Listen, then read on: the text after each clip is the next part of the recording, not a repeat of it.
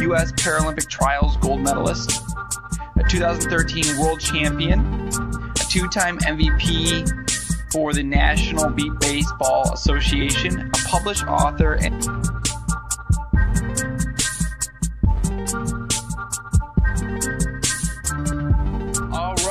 good morning, good afternoon, good day to everyone, and thanks for listening. This is our fourth podcast, and this is Scott McNamara with What's New in Adapted Physical Education. Today, we have a very, very special guest, and because of him, we are going to be focusing on disability sports and the Paralympics today, rather than on just adapted physical education and students with disabilities. I am extremely excited to bring you Tanner Gers, a 2011 Parapan American gold medalist, and he got that in the long jump, a 2012 U.S. Paralympic Trials gold medalist, a 2013 world champion, a two-time MVP for the National Beat Baseball Association, a published author, and a motivational speaker. And I probably am missing out on a few more because he has such an outstanding resume. So, good morning, Tanner. How are you? I am doing so great, Scott. Thank you so much for having me. I love it, brother. All right, awesome. So, today we're just going to get started. And can you tell me a little bit about who you were as an athlete prior to this accident? Definitely.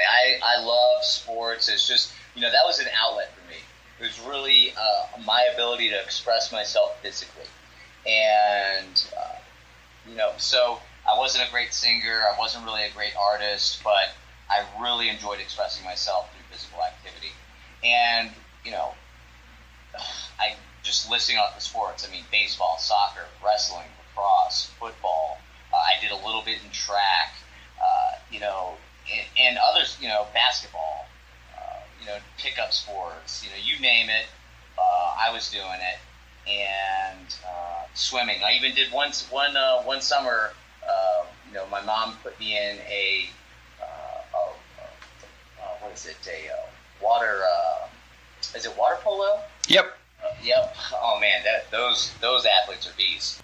When I was a junior in high school, I really was kind of trying to live the dream of playing football in college, and 5'9" white guy with moderate genetic ability. That really wasn't happening. And so I had, even though I couldn't see that, hindsight 2020, I really committed myself to football and ended up transitioning back into lacrosse and went up to ASU, and I played up there, played lacrosse up at ASU. And so that's my background as an athlete. You are a Paralympic athlete and you have a visual impairment. And I wanted to just kind of ask you about how did you become visually impaired? Yeah, no, great question, and I am definitely not. I think it's a natural thing for us humans to be curious and ask questions, and some people do get offended, but I'm not one of those people. I'm just so grateful to be here and share my story with your audience. So, I've been an athlete my whole life, playing sports as long as I can remember, and then when I was 21. I was in a really bad auto accident, and a tree came through my windshield and impaled me in the face. And so I lost sight out of my left eye immediately, pretty much shattered every bone in my face, my brain.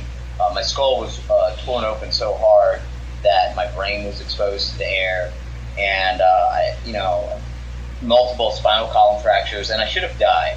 But I made it to the hospital, and they saved my life.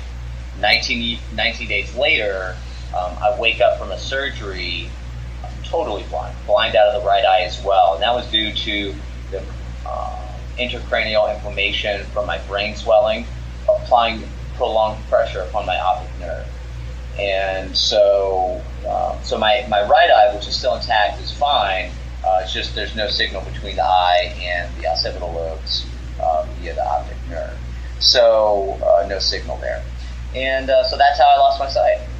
That's a amazing story that you survived that, and your story afterwards is so inspiring and amazing. So after you had this accident occur, How did that impact you as an athlete? Well, it was devastating, not just as an athlete, but as an individual, because I really thought my life was over. I thought my life was meaningless, that I was worthless, and that was exacerbated by, the general interaction with the public and myself. It was months after getting out of the hospital till anybody in public ever spoke a word to me. And we're in, between the doctor's visits, and so my family, I was living with my parents in recovery after I got out of the hospital, and they live in the sticks. And so we'd have to stay in town all day, because it was just too far of a drive to go back and forth. And doctor's appointment after doctor's appointment after doctor's appointment, and then on addition to that, it would be, eating out at restaurants, the grocery store, to take groceries home, and rent, maybe we'd stop at the movies, anything to kind of fill up the time while we were in the day, all day in the city, and no one would talk to me. And I remember the first day that someone talked to me, and literally it was months after the accident, after I got out of the hospital. So, and then, moving forward, I was looking for something in, my dad really changed my perspective on my life. He really helped me realize, that I do have potential, I do have skills, I do have worth. And so that kind of got me going. But it was also a time of reflection and, coming to terms with the situation. So with that in the background, I was looking around in the closet one day. I was searching for something. I don't remember what it was, but I came across this hunk of leather. I was like, what's this? It was on the shelf and underneath some clothes. And I pull it out, and instantly I knew what it was. It was a baseball glove. And I threw it on my hand, and I pretended to catch the ball and crow hop and throw it, like many kids do, making that throw to home plate to win the game. And, I was smiling. And then, like I said, time of reflection. And, what am I going to do now? And so aloud, I told myself, Tanner, this part of your life is over. And I took it off, and I put it back in the closet. And that was in 2004. It wasn't until 2008 that I even found out about Sports for the Blind. And I was watching the news, and I saw Beat Baseball on the news. The very next weekend, I was out there playing. That is truly an amazing story, inspiring, and it strikes near my heart too, just because I love Beat Baseball so much, and I know that your resume for Beat Baseball is quite outstanding since you're a two-time MVP in the sport. So, and that was going to lead to my next question of how did you find it, but that's an amazing story. So once you found Beat Baseball, how did that impact your feelings about being blind or being visually impaired in the community? Yeah, that's a great question. It really kind of lit it added a fuel to the flame that was already going. Like, I was motivated at the time, right? Like, I'm at this time when I found out about Beat Baseball, I'm a full-time student. I'm gainfully employed full-time, but stepping out onto the field, that was the first time that I really felt normal. I really felt like there was a level playing field. And, and then to see the other blind athletes, come together as a team, that's what I was missing. I was an outsider. I was an outlier. And, to be a part of a team, I really felt unified. And then when we went to the World Series for the first time and I saw, so many other teams. And when I say see, ladies and gentlemen, the English language isn't going to change because I lost my sight. So I still, quote unquote, watch television or I go to see a movie. So when I say those things, please know that I am totally blind. This is just how I talk.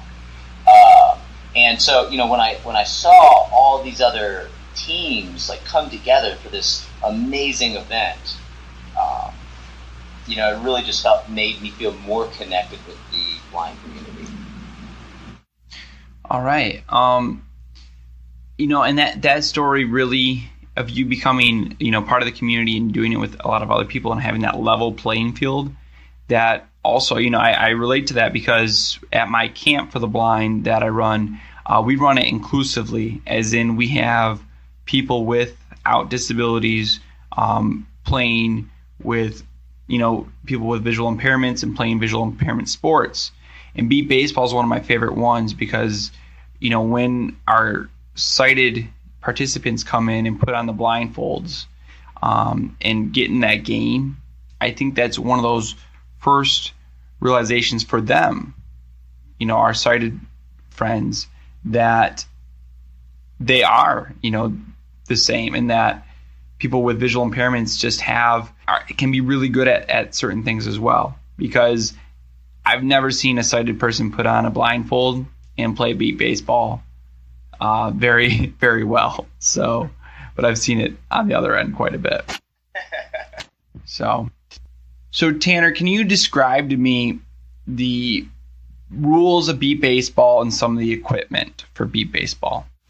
Definitely. So we only have 3 bases, right? Home plate, first base, and third base. And that's because, we're never leading off. We're not rounding first base to try to turn a double or, get a triple. That's just too dangerous. There's only 3 outcomes that can happen when a batter's up to bat. 1 is they strike out. 2 is they hit the ball and get put out. Or 3 that they score a run. Now, the bases are 100 feet from home plate, and there are these 36-inch high, like tackling dummies, if you will, pylons, and foam pylons. And inside of them is a continuous buzzing buzzer. And you know which base to run to based on the base operator randomly flipping on the third base or the first base. So if you can imagine, the pitcher pitches the ball, and as the ball's in the air, they turn on a base. And so when you hit the ball, then, hey, I'm going to first base or third base. And you score a run if you get to the base before the defense picks up the ball off the ground and away from their body. Vice versa, if they do that before you get to the base, you're put out. There's 6 innings, and 3 outs, for the away team and the home team for each inning. So 6 outs total per inning, 3 for each side. The pitcher is also on the batter's team, right? So the other team's pitcher isn't throwing fastballs and curveballs and changeups to try to strike you out. The object is to hit the ball. And so the pitcher's job is to know where the batter's going to hit and tell him when to swing through a cadence. Ready, set, ball. And then the batter's job is to swing in the same spot every time and use that cadence, based on that cadence, knows when to swing. There's 6 guys in a lineup, and so thus there's 6 defenders in the field. And you can have what's known as a spotter or 2 spotters, which will help the defense get to the ball faster. And they do that by dividing up the field into pizza slices. And each pizza slice has a number. So if you say like 2, and you can adjust how you might say 2, like 2 or 2. And the defenders know what that means, and they can run to the appropriate pizza slice, and while tracking the ball to better play it. And the sport is becoming a much more defensive game. Back in the day, it used to be a high scoring game, but now it is a much more conservative game. Are the beat baseball rules from these international teams, or from team to team, are all the rules consistent? Yeah, that's a great question. I also want to say too, I forgot that the ball is beeping, and so that's how the defense knows how to track the ball, or they can hear the ball to track it. But the rules are mostly uniform. There's a couple wild cards out there in Europe that are playing some along some rules that just really aren't safe, and where they actually have people on base. It's really more in line with how the traditional game is played, but it's just really a beat baseball as it is a hugely stressful sport on the body. Hugely stressful. I mean, you can imagine every time a ball's hit, guys are diving on the ground. They're running hard to get to this pizza slice and then throwing their bodies down on the ground to catch the ball. If you're running down the baseline to score a run and you trip on the base, or you hit the base and you go down, that doesn't happen in regular baseball. So it's a hugely stressful thing in the body. But every other country and team is using the NBBA rules and guidelines on how to play the game, except for a couple wild cards. You know a lot about the history of beat baseball, or from when I was talking to you earlier, it seems like you have a lot of expertise in that sport. So how did beat baseball come about? Well, in 1964, the first beat baseball was, came into conception, or actually became a tangible thing. And I think it was Charlie Fairbanks, I might be chopping that up, who developed it.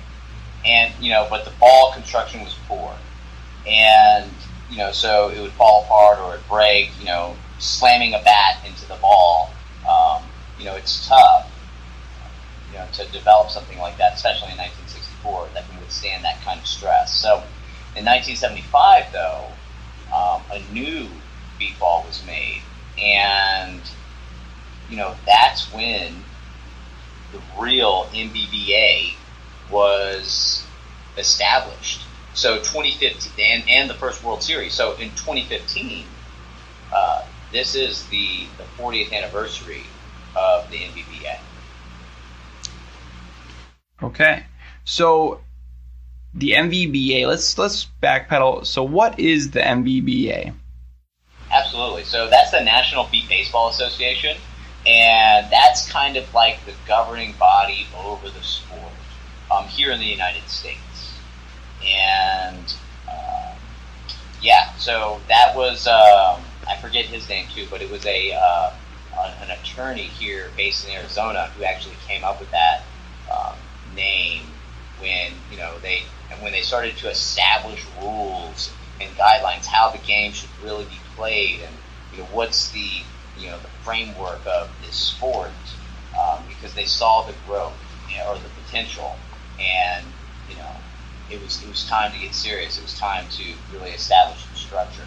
So that, the NBBA now has a board of directors, and it's we're even in the Baseball Hall of Fame. Wow. In 2014, we got a little memorial there, and it was going to be a temporary thing. But now we're working on that becoming not only enlarging it, but it becoming a permanent fixture at the Major League Baseball Hall of Fame. Wow. So the sport, since the 1960s and 1970s, it seems to have really, really expanded since then. So Right now, I know you are MVP for their World Series for the Beat Baseball Association. So where is the sport right now? How many teams are there? What is the interest level right now in Beat Baseball? It's exponential, the interest. It is growing tremendously. This year, again, and pretty much every year that I've been playing, we're growing and growing and growing. I got started in 2008, and this year we had 22 teams based in the United States show up at the World Series. We had 3 international teams. Team Canada was there. 2 Taiwanese teams were there. And next year we're anticipating to have even more international teams. We have interest in Australia, China. There's teams already playing beat ball in the Caribbean. There's a couple teams in Europe that are going. And, it is really, truly becoming an international event. So, and the 22 teams that showed up this year from the United States, that doesn't even make up all the registered teams. So, in the United States, it's growing tremendously. The interest is insanely large. So, where do you see Beat Baseball going in the future? So it's becoming this bigger thing. It's come from this small conception in the 1960s. There's association that develops and grows, and now we have all these teams becoming international. What is the future layout for Beat Baseball? Well, I've had a dream for a couple years, Scott, and this is a great question. And the dream is to share the sport that changed my life with the world in a way that will change the lives of so many other people, will drive people like the sport has driven me. And that is through a grassroots effort from the bottom to the top, making beat baseball a Paralympic sport. That's my dream. The Paralympics, it's the third largest event in the world, behind number 2, the World Cup for soccer, and number 1, the Olympics.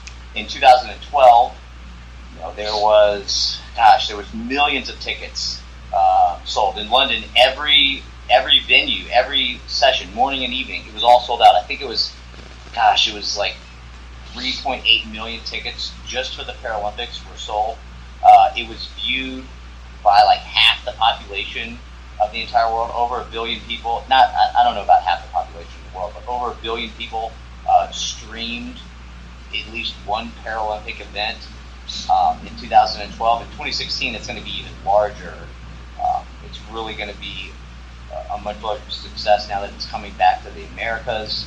And but that's my dream. And then, also too, just establishing the sport locally here in the United States. It's a shame that it was 4 years that I was blind until I even found out about blind sports, let alone this great sport called baseball. Absolutely. With that, are you planning on competing in the Paralympics in 2016? Definitely on the road to Rio right now, absolutely. Awesome. And what sports? So, right, sports, plural, because I have recently started cycling, and I'm a power athlete. When I started running the 100 meter and doing the long jump, the director of high performance wanted me to run the 200. And I was like, that's an eighth of a mile. That's far. So, for me to have this whole kind of paradigm shift and be able to get into cycling, and then finding out about track cycling, which is about a 60-second hardcore push and over 1 kilometer on a track.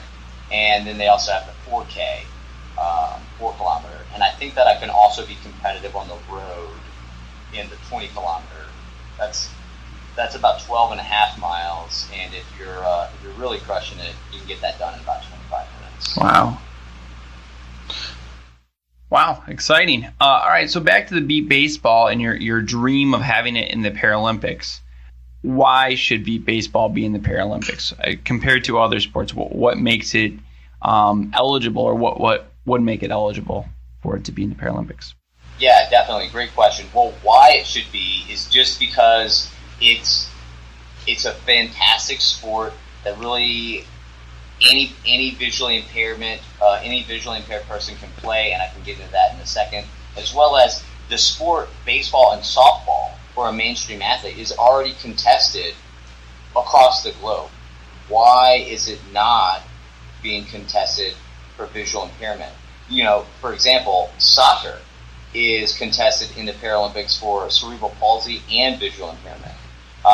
They might be phasing out the cerebral palsy soccer or football, but 5-a-side soccer, visual impairment is contested in the Paralympics.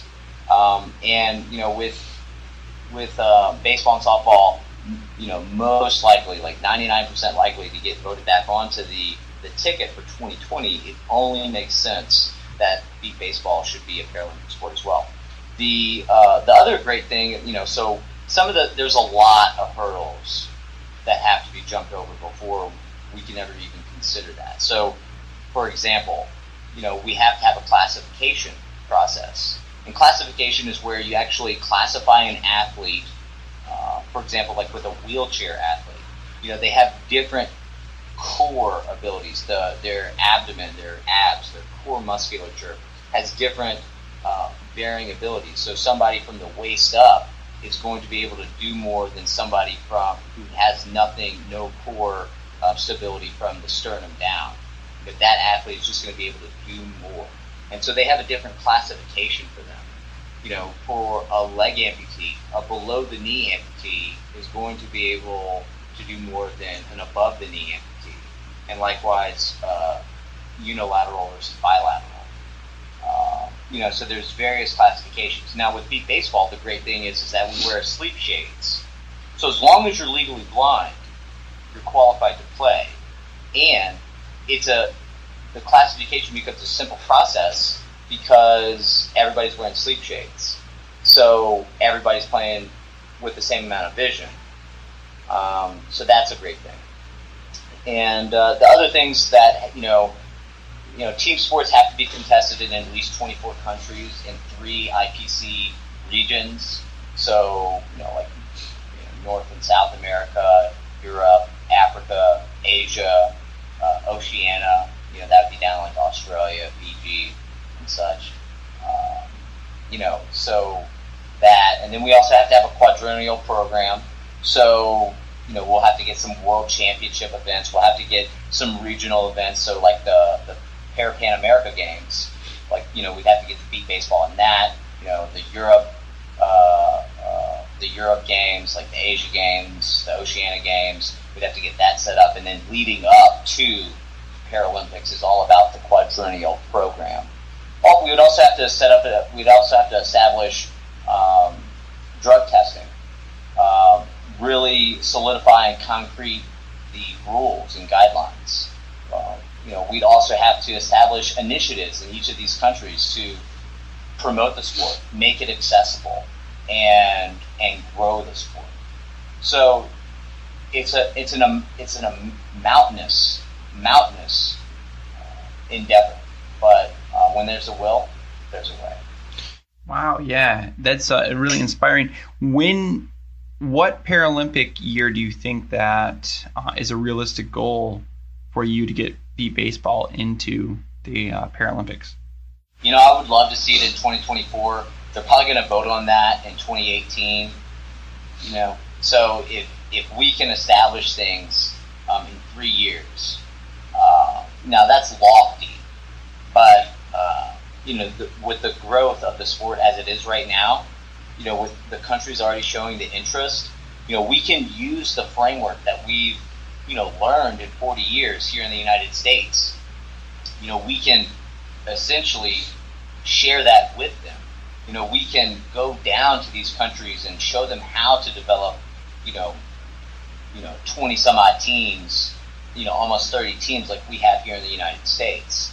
We will have to teach these umpires and volunteers like how to play the game, how it's meant to be played, via the guidelines. So, I would like to say 2018, for a vote for 2024 games, but because it's a quadrennial thing, and we would have to have that full program set up. Honestly, it looks like it would be 2028. That I think that would be in air quotes realistic. Okay. It sounds like because it's growing so exponentially, but you have all these things. So if you were going to say your first, and from talking to you earlier, it sounds like you have some of these things already in motion. You have some talks with the association. So what is your very first step right now, or your next step to getting into the Paralympics, the beat baseball in the Paralympics? At the end of the day, everything comes down to money.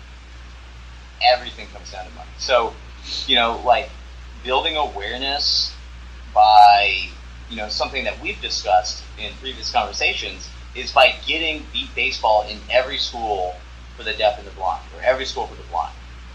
This is something that's got to be mandatory. Just like they have PE and physical activity, they must have beat baseball. That's crucial. Developing the awareness of the sport, I can't say how important that is because, even as I describe it, I know that everybody's like, man, what's beat baseball? And we haven't even tried, how does that happen?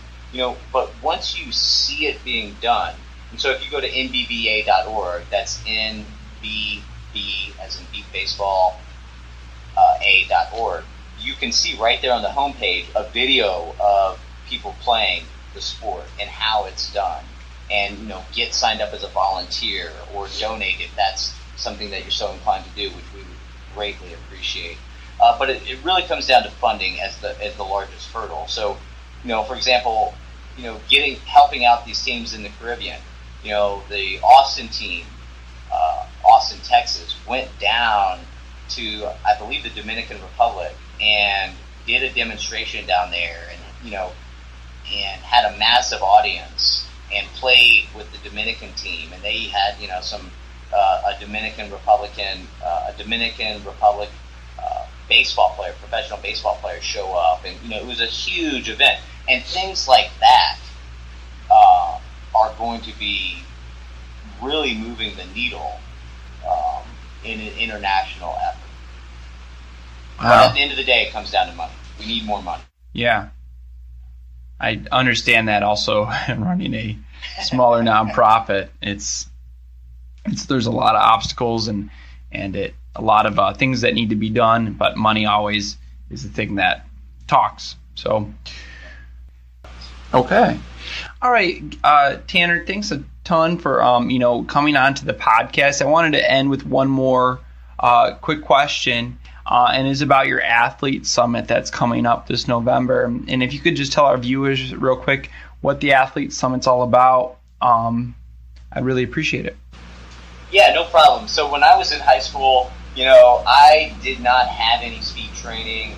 I didn't have any nutrition guidance. I didn't really have all the things that are available today to really take performance to the next level. And so whether it's for adaptive sports or it's for mainstream sports, there's a lot of information that people can use to incorporate to become better athletes. And that's what it's about.